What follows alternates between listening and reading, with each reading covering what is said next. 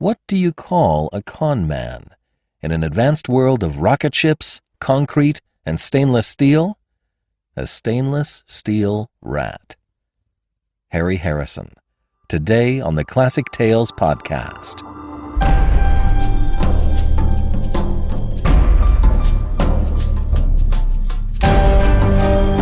Welcome to the Classic Tales Podcast. Thank you for listening. We are proudly supported by our listeners. Please sign up to be a supporter for as little as $5 a month. We'll give you a monthly coupon code for $8 off any audiobook order. Your support on a monthly basis is vital to keep us going. Go to ClassicTalesAudiobooks.com and become a financial supporter today. Thank you so much. The Arsène Lupin Podcast is coming along.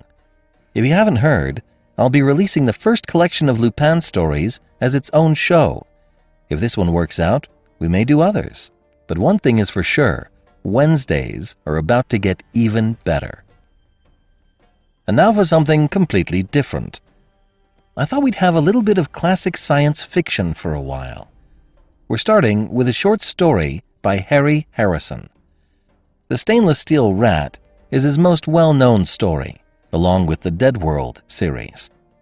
Originally released in the August 1957 issue of Astounding Science Fiction, the noir style of the story helps us to immediately know our protagonist and the world he inhabits.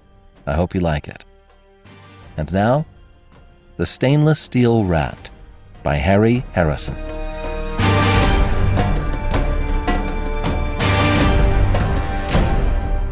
When the office door opened suddenly, I knew the game was up. It had been a moneymaker, but it was all over. As the cop walked in, I sat back in the chair and put on a happy grin. He had the same somber expression and heavy footfall that they all have, and the same lack of humor. I almost knew to the word what he was going to say before he uttered a syllable. "James Boulevard Degrees, I arrest you on the charge." I was waiting for the word charge. I thought it would make a nice touch that way. As he said it, I pressed the button that set off the charge of black powder in the ceiling. The crossbeam buckled, and the 3-ton safe dropped right on the top of the cop's head. He squashed very nicely, thank you. The cloud of plaster dust settled, and all I could see of him was one hand, slightly crumpled.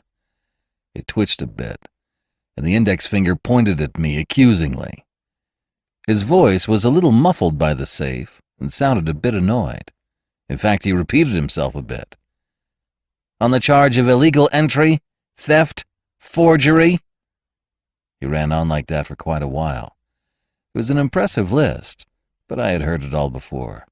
I didn't let it interfere with my stuffing all the money from the desk drawers into my suitcase. The list ended with a new charge, and I would swear on a stack of 1,000 credit notes that high that there was a hurt tone in his voice. "In addition, the charge of assaulting a police robot will be added to your record. This was foolish, since my brain and larynx are armored and in my midsection." "That I know well, George, but your little two-way radio is in the top of your pointed head, and I don't want you reporting to your friends just yet." One good kick knocked the escape panel out of the wall and gave me access to the steps to the basement.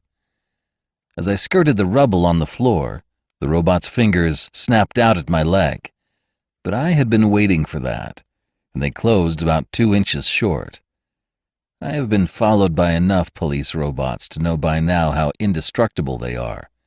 You can blow them up or knock them down, and they keep coming after you, dragging themselves by one good finger and spouting saccharine morality all the while. That's what this one was doing. Give up my life of crime and pay my debt to society and such.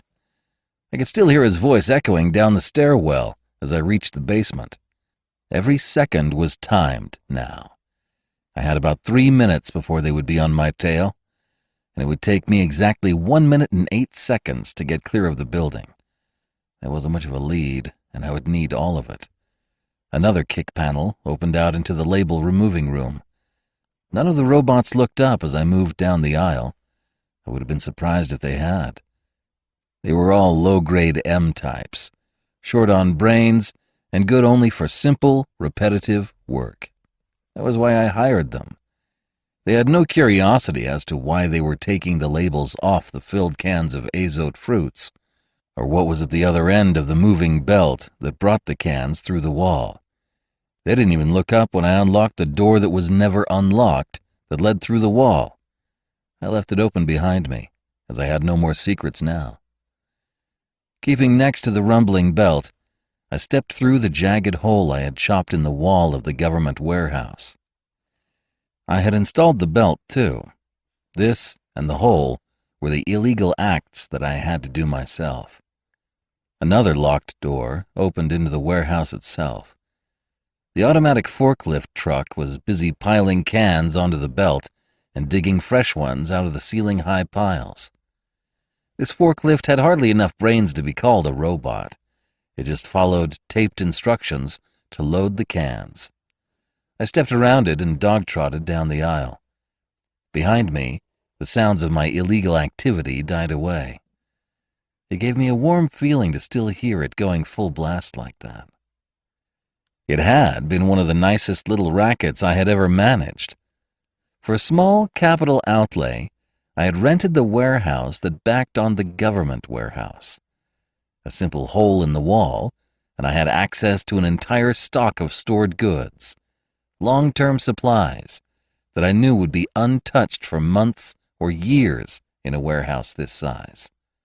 Untouched, that is, until I came along.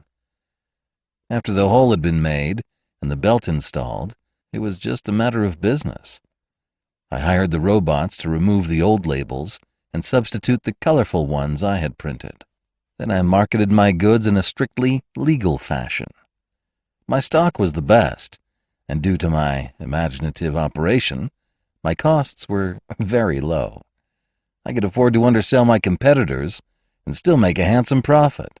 The local wholesalers had been quick to sense a bargain, and I had orders for months ahead. It had been a good operation, and could have gone on for quite a while. I stifled that train of thought before it started. One lesson that has to be remembered in my line of business is that when an operation is over, it is over.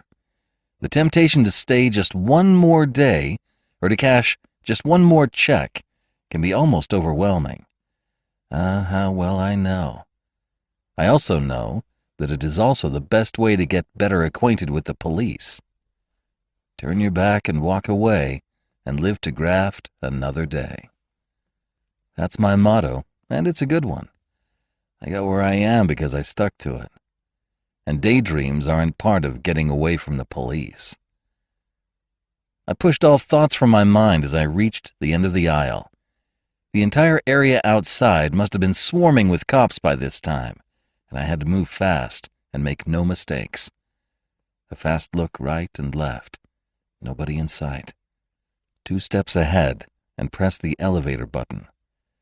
I had put a meter on this back elevator, and it showed that the thing was used once a month on the average. It arrived in about 3 seconds, empty, and I jumped in, thumbing the roof button at the same time. The ride seemed to go on forever, but that was just subjective. By the record, it was exactly 14 seconds. This was the most dangerous part of the trip. I tightened up as the elevator slowed. My .75 caliber recoilless was in my hand. That would take care of one cop, but no more. The door shuffled open, and I relaxed. Nothing. They must have the entire area covered on the ground, so they hadn't bothered to put cops on the roof. In the open air now, I could hear the sirens for the first time. A wonderful sound. They must have had half of the entire police force out from the amount of noise they were making. I accepted it as any artist accepts tribute. The board was behind the elevator shaft where I had left it. A little weather-stained, but still strong. A few seconds to carry it to the edge of the parapet and reach it across to the next building. Gently. This was the one dangerous spot where speed didn't count. Carefully, onto the end of the board, the suitcase held against my chest to keep my center of gravity over the board.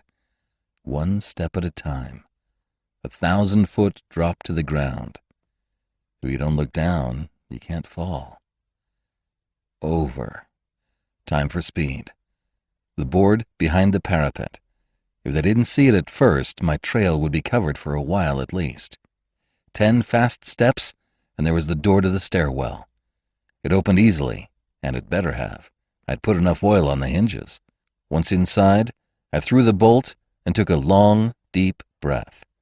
I wasn't out of it yet, but the worst part, where I ran the most risk, was past. 2 uninterrupted minutes here, and they would never find James Bolivar, alias Slippery Jim DeGriz.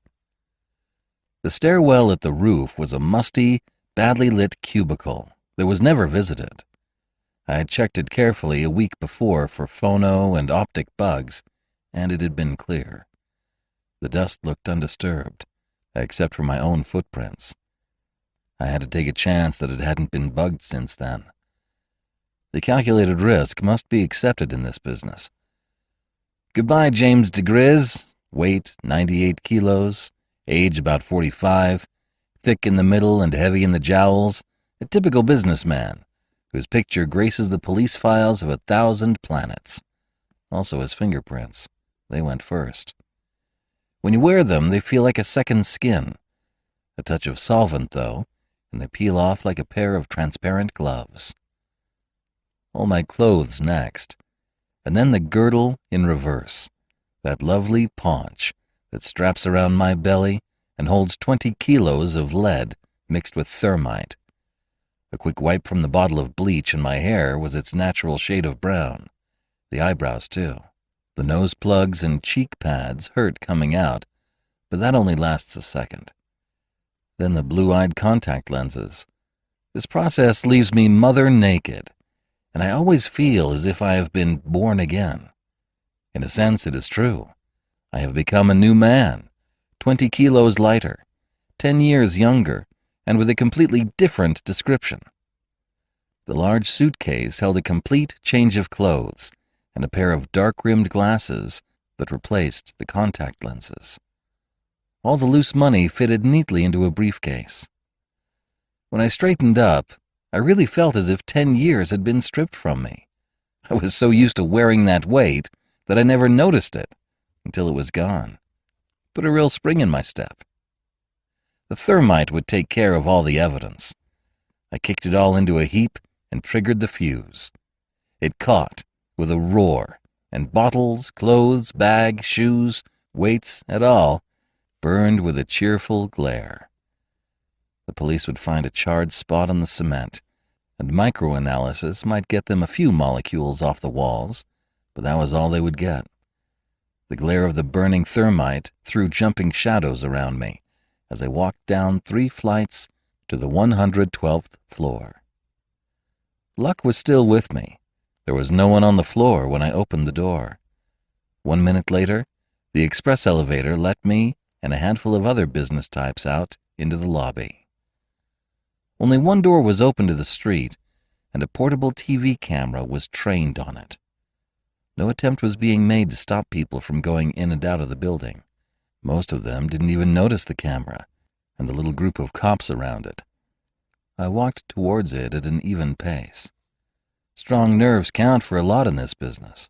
For 1 instant, I was square in the field of that cold glass eye. Then I was past. Nothing happened, so I knew I was clear. That camera must have fed direct to the main computer at police headquarters. If my description had been close enough to the one they had on file, those robots would have been notified, and I would have been pinned before I had taken a step. You can't outmove a computer-robot combination, not when they move and think in microseconds, but you can outthink them. I had done it again. A cab took me about 10 blocks away. I waited until it was out of sight, then took another one. It wasn't until I was in the 3rd cab that I felt safe enough to go to the space terminal. The sounds of sirens were growing fainter and fainter behind me, and only an occasional police car tore by in the opposite direction. They were sure making a big fuss over a little larceny, but that's the way it goes on these over-civilized worlds.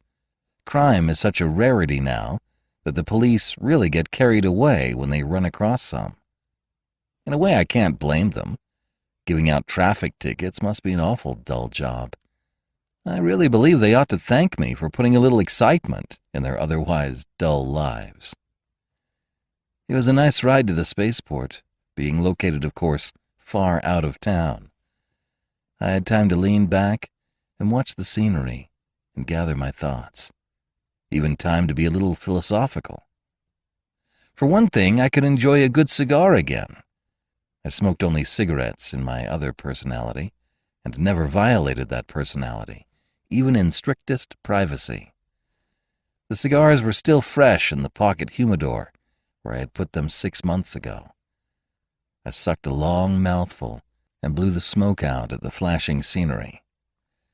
It was good to be off the job, just about as good as being on it. I could never make up my mind which period I enjoyed more. I guess they are both right at the time. My life is so different from that of the overwhelming majority of people in our society that I doubt that I could even explain it to them. They exist in a fat, rich union of worlds that have almost forgotten the meaning of the word crime. There are few malcontents, and even fewer that are socially maladjusted. The few that are still born in spite of centuries of genetic control are caught early, and the aberration quickly adjusted. Some don't show their weakness until they are adults. They are the ones who try their hand at petty crime, burglary, shoplifting, or such. They get away with it for a week or two, or a month or two, depending on the degree of their native intelligence. But sure as atomic decay, and just as predestined, the police reach out and pull them in. That is almost the full extent of crime in our organized, dandified society. 99% of it, let's say.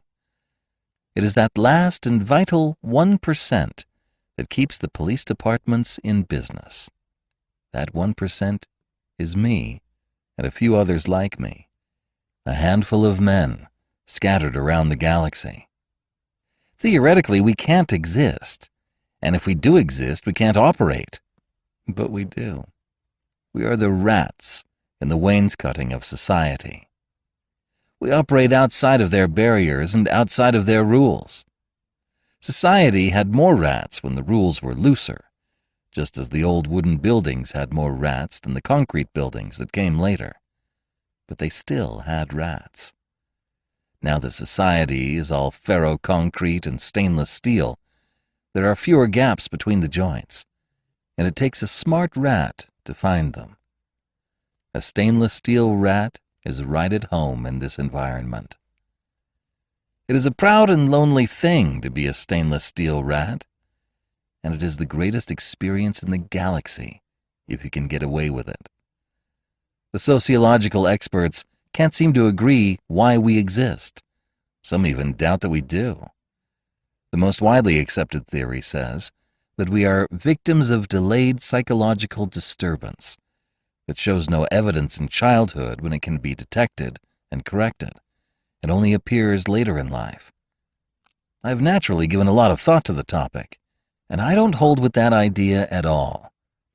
A few years back, I wrote a small book on the subject, under a nom de plume, of course, that was rather well received.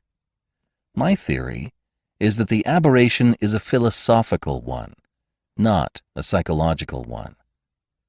At a certain stage, the realization striked through that one must either live outside of society's bonds or die of absolute boredom. There is no future or freedom in the circumscribed life, and the only other life is complete rejection of the rules. There is no longer room for the soldier of fortune or the gentleman adventurer who can live both within and outside of society. Today it is all or nothing. To save my own sanity, I chose the nothing.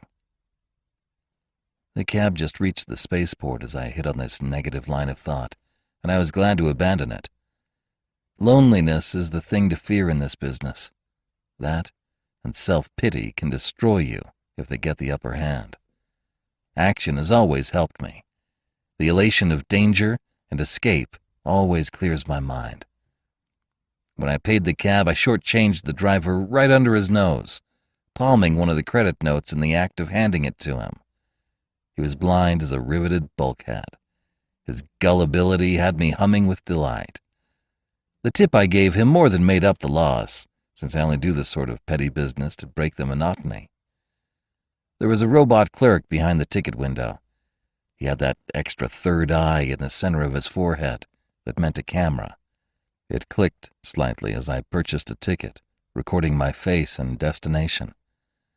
A normal precaution on the part of the police.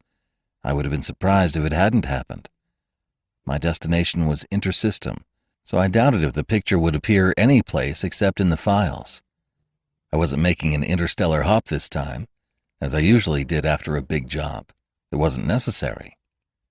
After a job, a single world or a small system is too small for more work, but Beta Cygnus has a system of almost 20 planets, all with terrified weather. This planet, 3, was too hot now, but the rest of the system was wide open.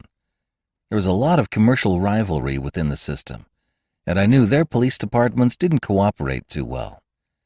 They would pay the price for that. My ticket was for Maury number 18, a large and mostly agricultural planet. There were a number of little stores at the spaceport. I shopped them carefully and outfitted a new suitcase with a complete wardrobe and traveling essentials. The tailor was saved for last. He ran up a couple of traveling suits and a formal kilt for me, and I took them into the fitting booth. Strictly by accident, I managed to hang one of the suits over the optic bug in the wall and made undressing sounds with my feet while I doctored the ticket I had just bought. The other end of my cigar cutter was a punch. With it, I altered the keyholes that indicated my destination. I was now going to planet 10, not 18, and I had lost almost 200 credits with the alteration. That's the secret of ticket and order changing. Don't raise the face value. There is too good a chance that this will be noticed. If you lower the value and lose money on the deal, even if it is caught, people will be sure it is a mistake on the machine's part. There is never the shadow of a doubt, since why should anyone change a ticket to lose money? Before the police could be suspicious, I had the suit off the bug and tried it on, taking my time. Almost everything was ready now. I had about an hour to kill before the ship left. I spent the time wisely by going to an automatic cleaner and having all my new clothes cleaned and pressed. Nothing interests a customs man more than a suitcase full of unworn clothes. Customs was a snap, and when the ship was about half full, I boarded her and took the seat near the hostess. I flirted with her until she walked away, having classified me in the category of male, brash, annoying. An old girl who had the seat next to mine also had me filed in the same drawer and was looking out the window with obvious ice on her shoulder. I dozed off happily, since there is one thing better than not being noticed, and that is being noticed and filed into a category. Your description gets mixed up with every other guy in the file, and that is the end of it. When I woke up, we were almost to planet 10. I half-dozed in the chair until we touched down, then smoked a cigar while my bag cleared customs. My locked briefcase of money raised no suspicions, since I had foresightedly forged papers 6 months ago with my occupation listed as bank messenger. Interplanetary credit was almost non-existent in this system, so the customs men were used to seeing a lot of cash go back and forth. Almost by habit, I confused the trail a little more and ended up in the large manufacturing city of Bruff, over 1,000 kilometers from the point where I had landed. Using an entirely new set of identification papers, I registered in a quiet hotel in the suburbs. Usually after a big job like this, I rest up for a month or two. This was one time, though, I didn't feel like a rest. While I was making small purchases around town to rebuild the personality of James DeGriz, I was also keeping my eyes open for new business opportunities.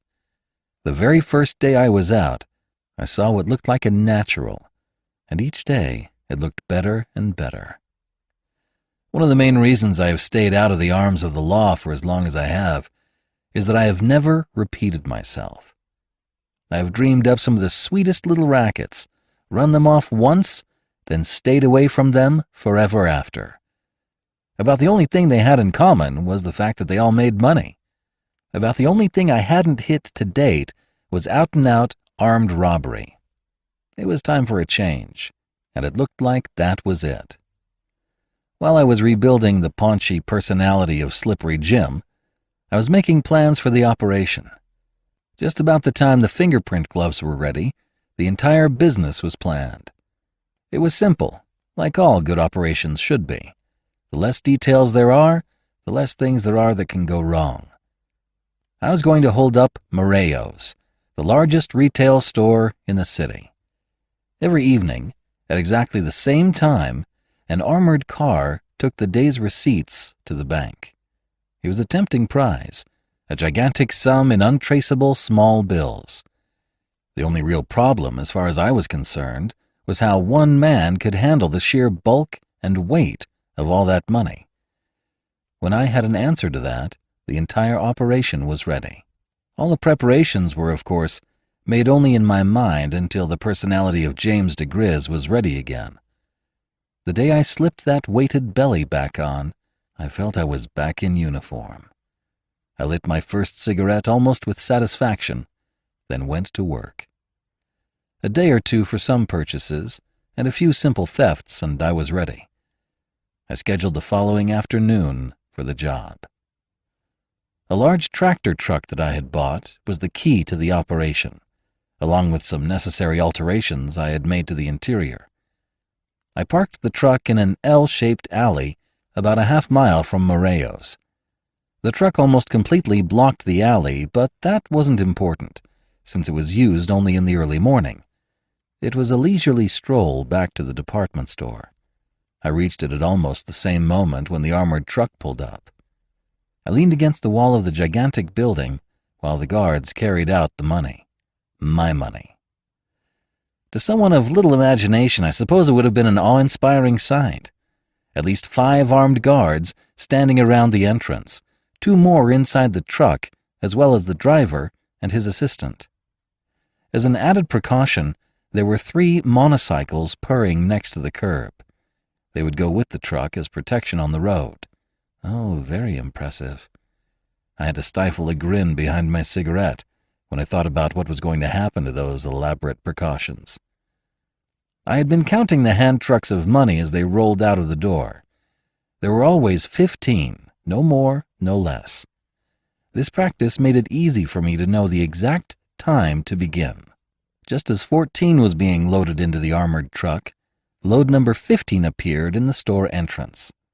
The truck driver had been counting the way I had. He stepped down from the cab and moved to the door in the rear in order to lock it when loading was finished. We synchronized perfectly as we strolled by each other. At the moment he reached the rear door, I reached the cab. Quietly and smoothly, I climbed up into it and slammed the door behind me.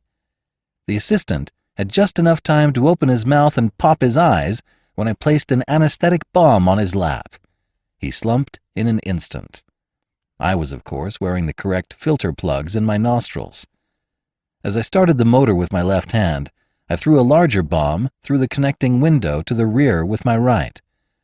There were some reassuring thumps as the guards there dropped over the bags of change. This entire process hadn't taken 6 seconds. The guards on the steps were just waking up to the fact that something was wrong. I gave them a cheerful wave through the window and gunned the armored truck away from the curb. One of them tried to run and throw himself through the open rear door, but he was a little too late. It all had happened so fast that not one of them had thought to shoot. I had been sure there would be a few bullets. The sedentary life on these planets does slow the reflexes. The motorcycle drivers caught on a lot faster. They were after me before the truck had gone 100 feet. I slowed down until they had caught up, then stamped on the accelerator. keeping just enough speed so they couldn't pass me. Their sirens were screaming, of course, and they had their guns working. It was just as I had planned. We tore down the street like jet racers, and the traffic melted away before us. They didn't have time to think and realize that they were making sure the road was clear for my escape. The situation was very humorous, and I'm afraid I chuckled out loud as I tooled the truck around the tight corners.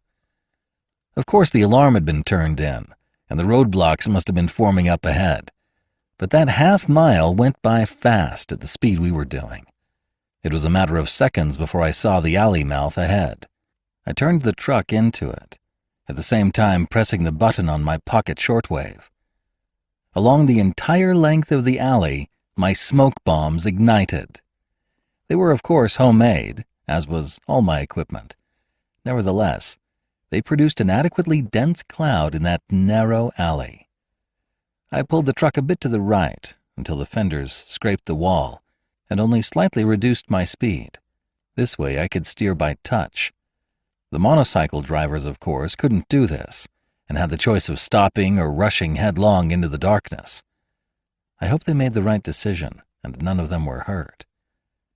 The same radio impulse that triggered the bombs was supposed to have opened the rear door of the trailer truck up ahead and dropped the ramp. It had worked fine when I had tested it. I could only hope now that it did the same in practice. I tried to estimate the distance I had gone in the alley by timing my speed, but I was a little off. The front wheels of the truck hit the ramp with a destructive crash, and the armored truck bounced rather than rolled into the interior of the larger van. I was jarred around a bit and had just enough sense to jam on the brakes before I plowed right through into the cab. Smoke from the bombs made a black midnight of everything. That, and my shaken-up brains, almost ruined the entire operation. Valuable seconds went by while I leaned against the truck wall trying to get oriented. I didn't know how long it took.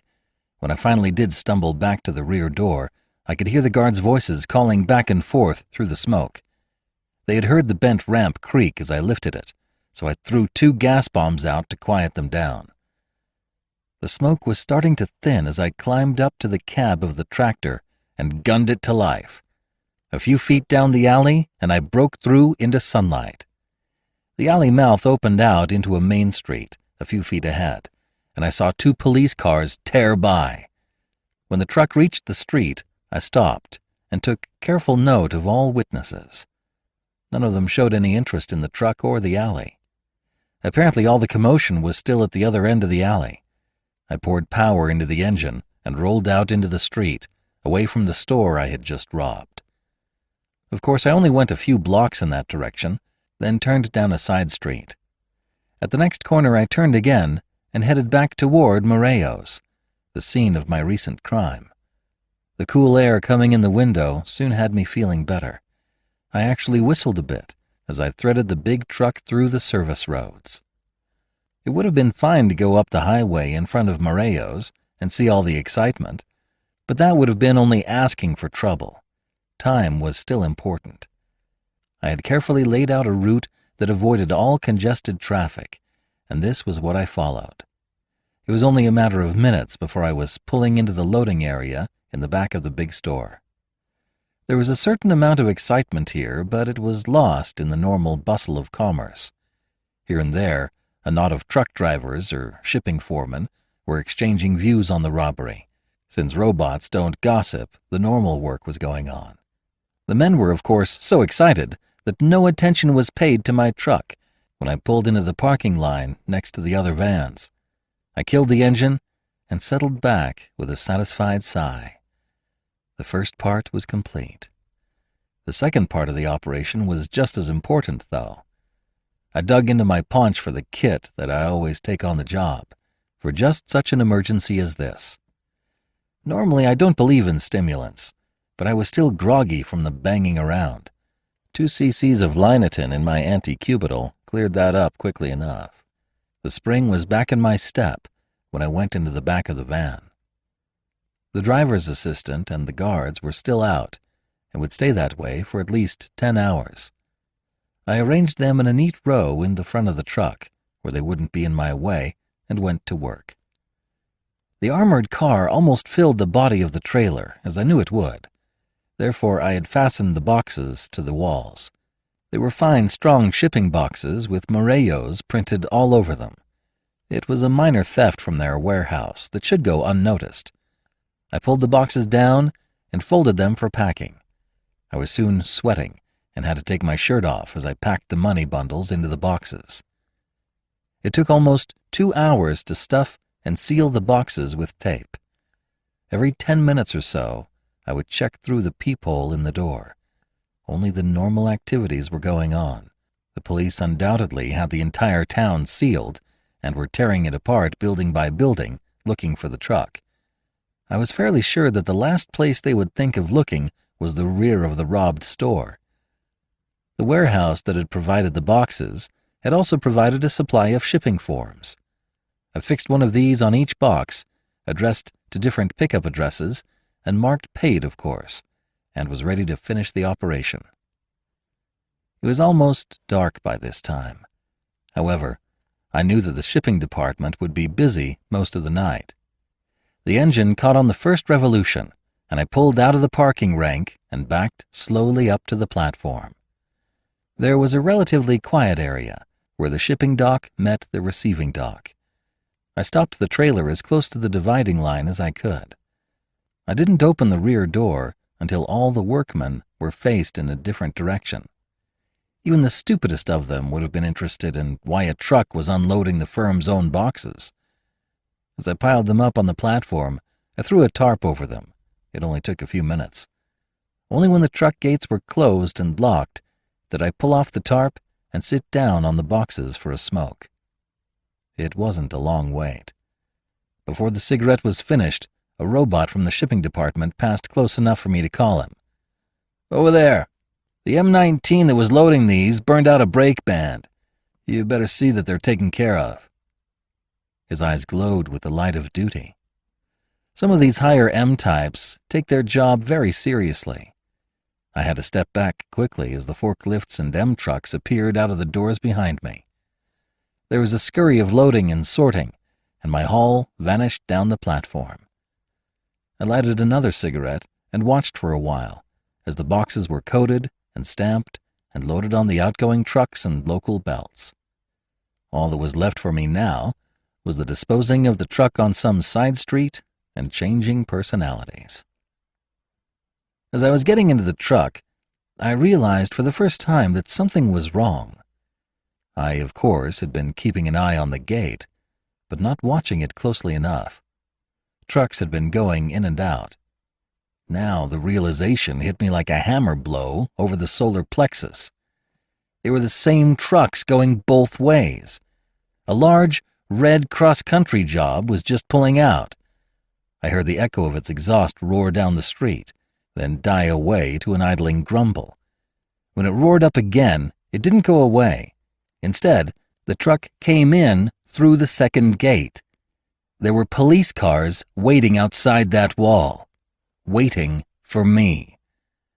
For the first time in my career, I felt the sharp fear of the hunted man. It was the first time I had ever had the police on my trail when I wasn't expecting them. The money was lost, that much was certain, but I was no longer concerned with that. It was me they were after now. Think first, then act. I was safe enough for the moment. They were, of course, moving in on me, going slowly, as they had no idea where I was in the giant loading yard. How had they found me? That was the important part. The local police were used to an almost crimeless world. They couldn't have found my trail this quick. In fact, I hadn't left a trail. Whoever had set the trap here had done it with logic and reason. Unbidden words jumped into my mind. The Special Corps. Nothing was ever printed about it, only 1,000 whispered words heard on 1,000 worlds around the galaxy. The Special Corps, the branch of the League that took care of the troubles that individual planets couldn't solve.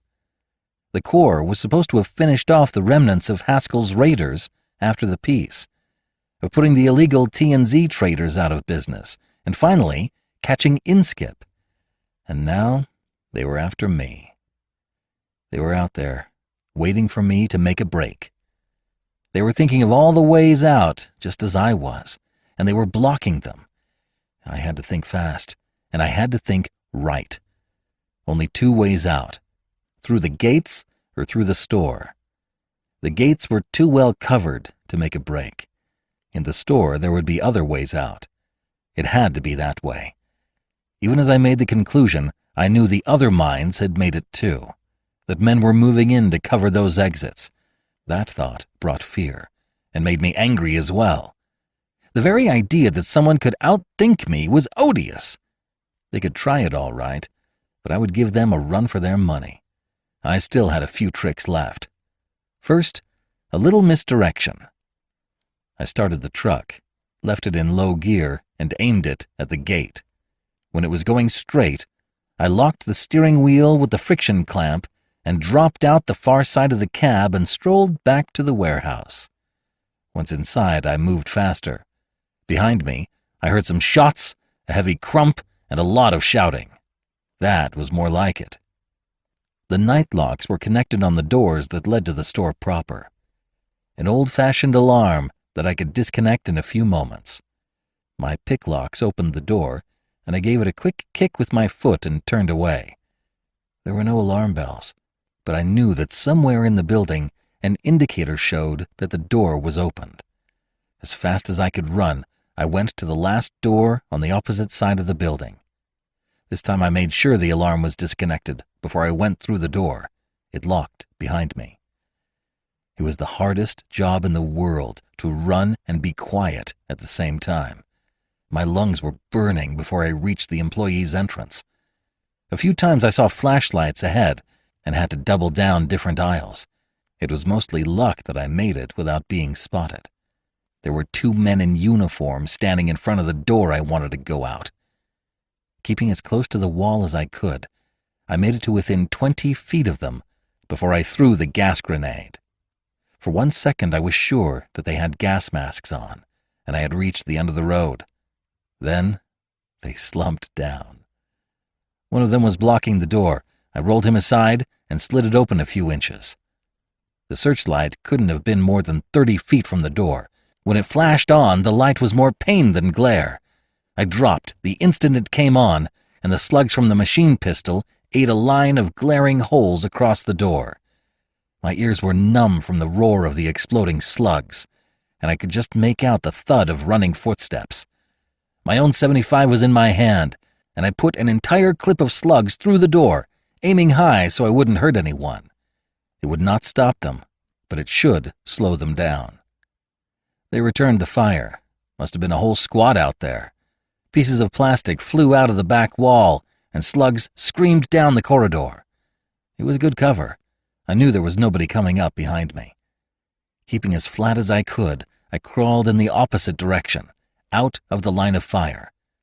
I turned 2 corners before I was far enough from the guns to risk standing up. My knees were shaky, and great blobs of color kept fogging my vision. The searchlight had done a good job. I could barely see it all in the dim light. I kept moving slowly, trying to get as far away from the gunfire as possible. The squad outside had fired as soon as I had opened the door. That meant standing orders to shoot at anyone who tried to leave the building. A nice trap. The cops inside would keep looking until they found me. If I tried to leave, I would be blasted. I was beginning to feel very much like a trapped rat. Every light in the store came on and I stopped, frozen. I was near the wall of a large farm goods showroom. Across the room from me were 3 soldiers. We spotted each other at the same time. I dived for the door with bullets slapping all around me. The military was in it too. They sure must have wanted me bad. A bank of elevators was on the other side of the door, and stairs leading up. I hit the elevator in one bounce and punched the sub-basement button, and just got out ahead of the closing doors. The stairs were back towards the approaching soldiers. I felt like I was running right into their guns. I must have made the turn into the stairs a split second ahead of their arrival. Up the stairs and around the first landing before they were even at the bottom. Luck was still on my side. They hadn't seen me and were sure I had gone down. I sagged against the wall, listening to the shouts and whistleblowing as they turned the hunt towards the basement. There was one smart one in the bunch. While the others were all following the phony trail, I heard him start slowly up the stairs. I didn't have any gas grenades left. All I could do was climb up ahead of him, trying to do it without making a sound. He came on slowly and steadily, and I stayed ahead of him.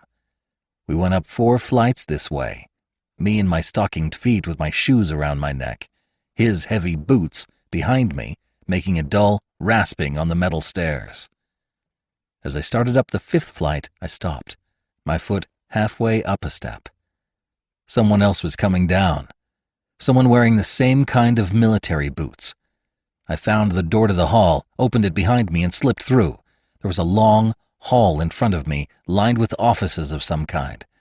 I began to run the length of it, trying to reach a turning before the door behind me could open and those exploding slugs tear me in half. The hall seemed endless, and I suddenly realized I would never make it to the end in time. I was a rat looking for a hole, and there was none. The doors were locked, all of them.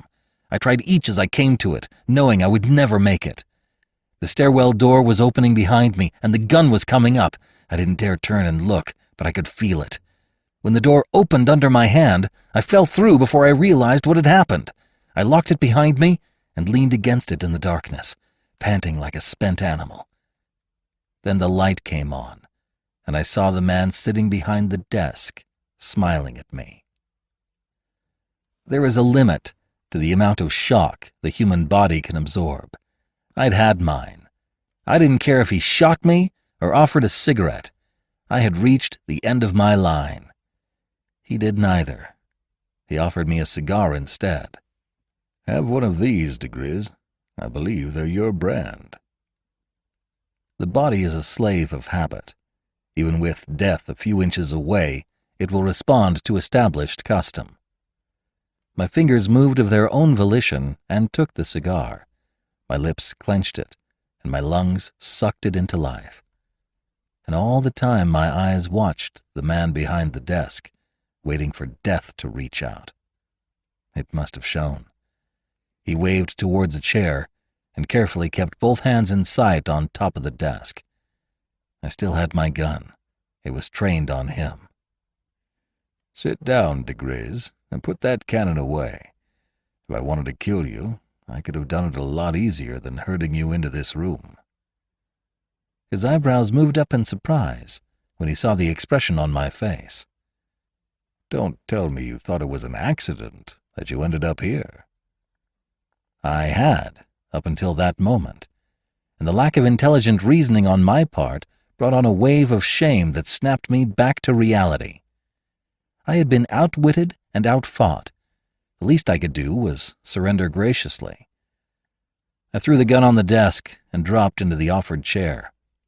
He swept the pistol neatly into a drawer and relaxed a bit himself.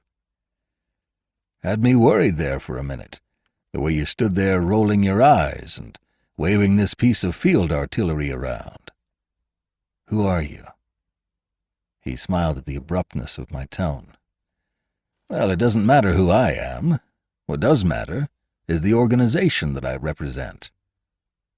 "The Corps?" "Exactly. The Special Corps. You didn't think I was the local police, did you? They have orders to shoot you on sight. It was only after I told them how to find you that they let the Corps come along on the job. I have some of my men in the building. They're the ones who herded you up here. The rest are all locals with itchy trigger fingers." It wasn't very flattering, but it was true. I had been pushed around like a Class M robot, with every move charted in advance. The old boy behind the desk, for the first time I realized he was about 65, really had my number. The game was over. "All right, Mr. Detective. You have me, so there's no sense in gloating. What's next on the program? Psychological reorientation? Lobotomy? Or just plain firing squad?" "None of those, I'm afraid. I'm here to offer you a job on the Corps."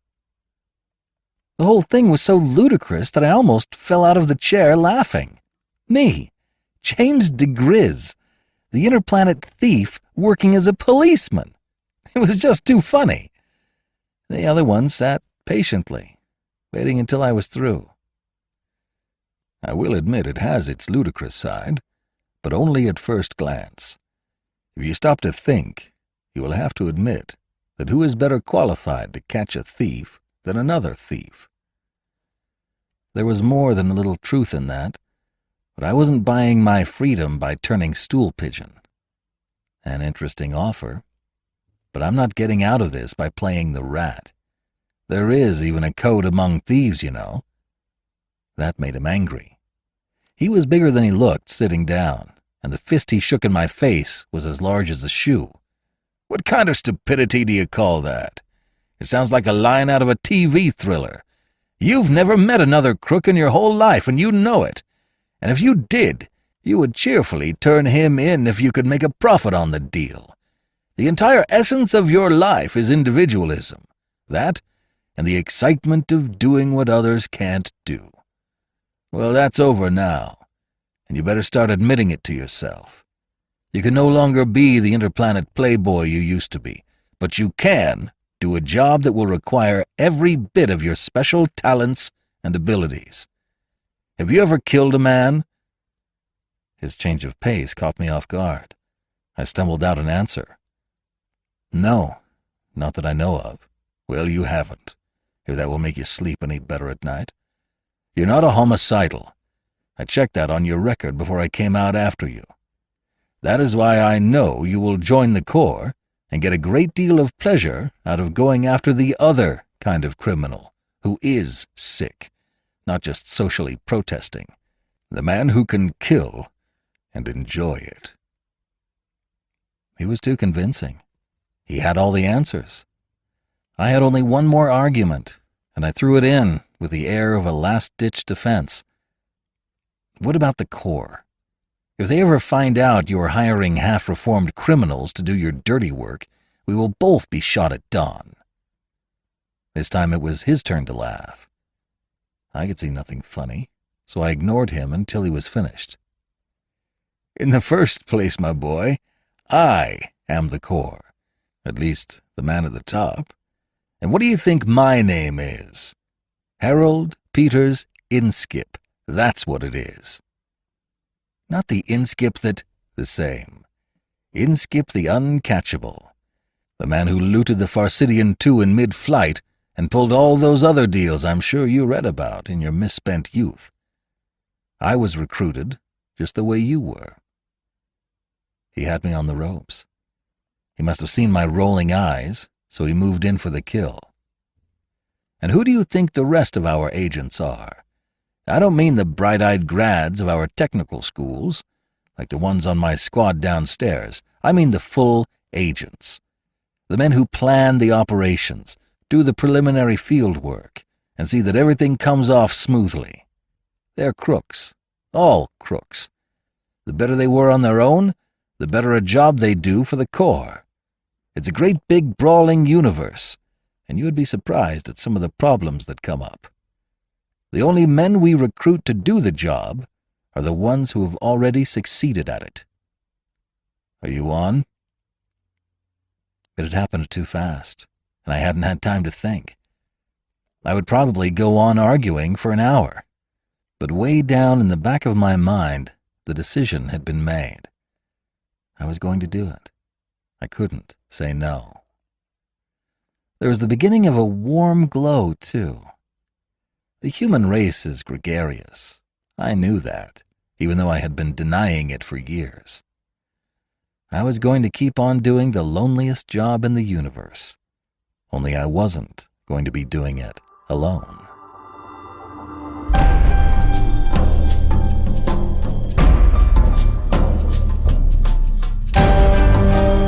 This is B.J. Harrison.